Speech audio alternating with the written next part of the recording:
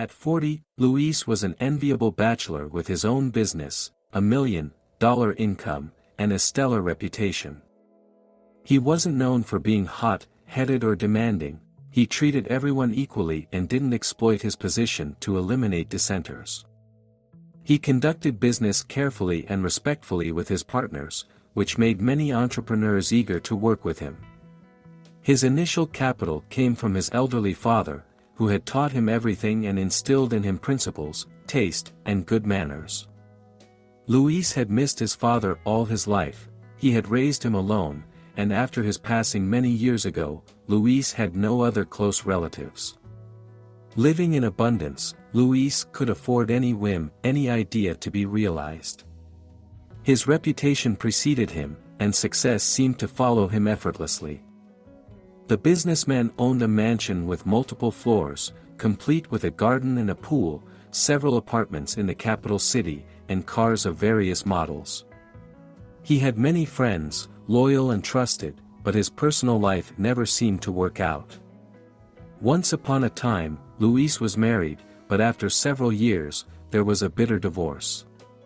It turned out his wife had been unfaithful, craving male attention, and couldn't resist when a persistent admirer crossed the line.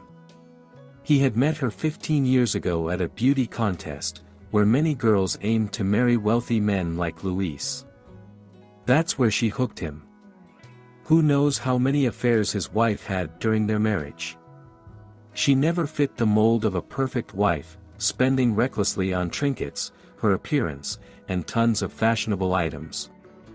During the divorce, she rattled Luis's nerves, tried to undermine his image, spread lies, and demanded several $1 million. He had to give in to calm the nervous lady down. Luis had no more strength or desire to see her even for one more day. His ex-wife left a void in his heart for many years after her deception. He no longer hoped to find true love, the one person with whom he could build a solid relationship based on mutual respect and care. There were many women in his life afterward, but none of them fit the role of faithful wives and mothers. Yet, the millionaire dreamed of an heir, a child to whom he could pass on all his wealth, give away into this world, and surround with love. One evening, as he was driving home from work in his powerful car, a stranger suddenly jumped in front of him and scooped up a tiny kitten sitting on the asphalt. Luis slammed on the brakes and swerved right to avoid hitting anyone. He hadn't seen the animal on the road, so he didn't stop. "Are you trying to get yourself killed? Why would you leap into traffic like that?" he shouted, still shaken from the scare. The girl lay on her side, clutching the kitten in her arms. "I'm sorry," she said tearfully. "There was a kitten, and I was afraid you'd run it over. I didn't even think, just acted. Are you hurt?" Luis got out of the car and approached the stranger. She was petite, neat, not a girl anymore, about 10 years younger than him. Her eyes were red, voice trembling. "Get in, I'll give you a ride before you throw yourself somewhere else. We're all lucky nothing worse happened." The girl agreed, and they drove together to her destination. Along the way, they struck up a conversation. It turned out, she worked at a flower shop, loved nature, and enjoyed decorating spaces. She was gentle, light-hearted, and kind-hearted, evident from risking her life to save the kitten from a car's wheels. In her company, Luis relaxed, became more talkative, cracked jokes, and laughed. The passenger quickly picked up the conversation, giggling uncontrollably when remembering something funny before sharing it. The millionaire didn't even notice how quickly 20 minutes flew by, as if in a blink. It had been a long time since he had felt so good just talking to someone. "Maybe we could meet up sometime. Hang out in a cozy place, grab coffee, or have lunch," Luis suggested as he pulled up to Erica's house. "Sorry, I think that's unnecessary. Thanks for everything." "All right then, good night." Luis gave a weary smile and waited for Erica to enter the building. Erica had deeply affected Luis. He couldn't accept her rejection, knowing she might be his last chance at happiness for the rest of his life. It didn't take him much effort to find out which flower shop she worked at. The next morning, when Erica came to work, she was greeted by a courier with a huge box and asked to sign for the delivery. In a state of shock, she accepted the package, being told it was from an admirer. In the massive beige box tied with a red ribbon lay a black lace evening gown, high-heeled shoes, and a necklace with sparkling gems. Erica felt like the heroine of a romantic movie. There was also a note, in which Luis set up a dinner date at the city's most luxurious restaurant. After such a gesture, no woman's heart could resist. The date was amazing. Even if they had simply walked through the park in casual sportswear and just talked, the evening would have been memorable for both. Observers could easily sense the attraction between them. The evening in the beautiful venue allowed the couple to dance to live, incredible music and the singing of an amazingly talented soloist. After their first date, the couple couldn't bear to be apart. Luis and Erica went on dozens of wonderful dates, spent every spare moment together, surprised each other with gifts, and discovered previously unknown aspects of each other's personalities. The millionaire couldn't believe his luck that the girl was real and that she was with him. Every time Erica hugged him, he wasn't ready to let her go. Their feelings grew stronger with each passing day. And one day, Luis made the most romantic proposal of marriage. His chosen one said yes. Erica was introduced to all of Luis's friends. They welcomed their friend's fiancé and praised his excellent taste and fortunate choice. But one thing about Erica puzzled them. She reluctantly talked about her family. Her childhood and family were the most avoided topics in conversations. Friends predicted that Erica, like his first wife, would divorce him for money and exploit him after the divorce. Luis wasn't worried about this fact. He believed he knew his fiancée well enough to trust her with his life, so the wedding ceremony took place. Initially, Luis was happy in his marriage. He returned home joyfully every day to his wife and his one-year-old son, Nestor. The boy resembled both parents, growing up curious and quick-witted. During maternity leave, Erica left her job, taking care of household chores. She had a nanny to help, spending most of the day with her son while Erica handled cleaning and cooking. She kept the home fires burning herself, not trusting it to strangers. In the evenings, she and Nestor awaited the head of the family at a full dinner table. Everything seemed to have worked out as Luis wanted.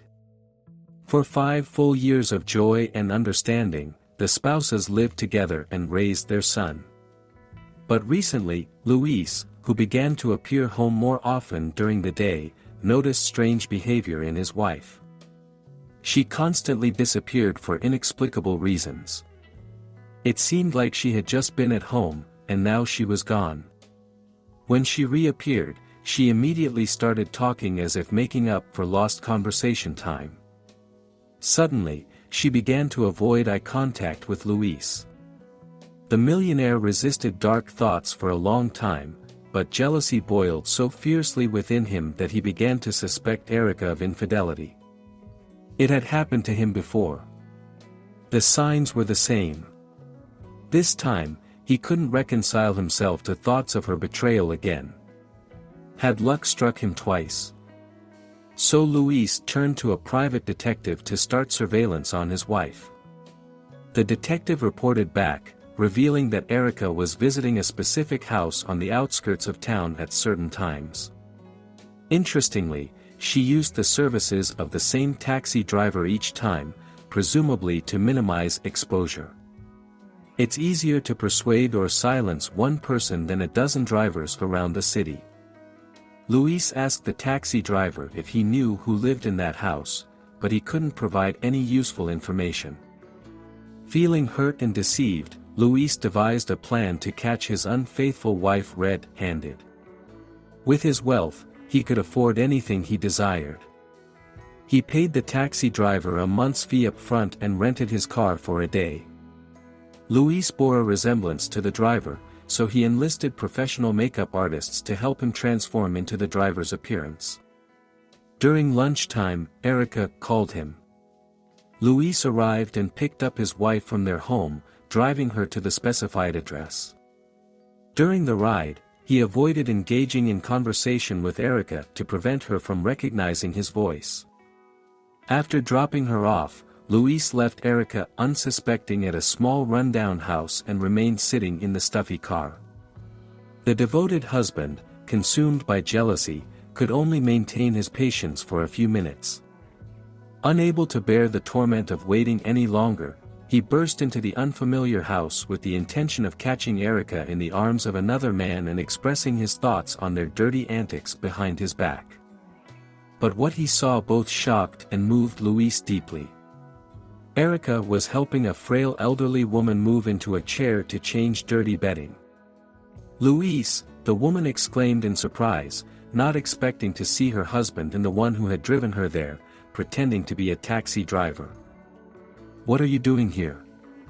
"I'm so sorry, dear God," he stammered, looking at the elderly woman who owned the house. "I didn't know, I didn't think you'd be here."